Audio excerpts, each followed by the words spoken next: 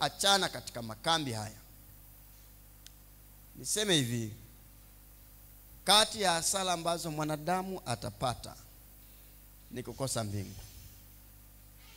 Na hasa sisi tulioko ndani kama hivi,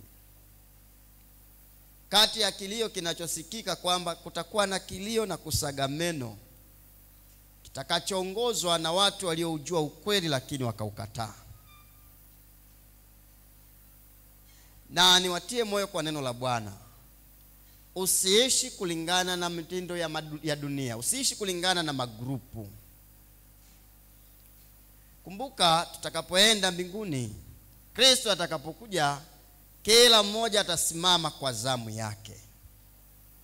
Hakutakuwa na company, hatutasimama kama kanisa, hatutasimama kama familia. Tutasimama kila mmoja kwa zamu yake. Kwa hiyo wakati unafukuzana na mambo ya ulimwengu huu, tambua ya kwamba sio kwetu hapa. Kwetu ni mbinguni.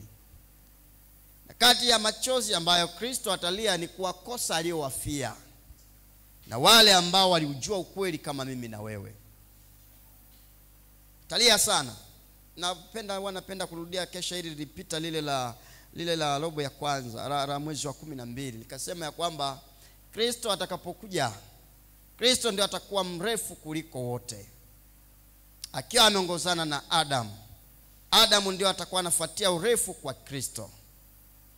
Na atakapokuja na kuwaita watu, Adamu kwa mara ya kwanza atatoa machozi kwa kila alichokifanya, baada ya kuona athari ya dhambi ilivyo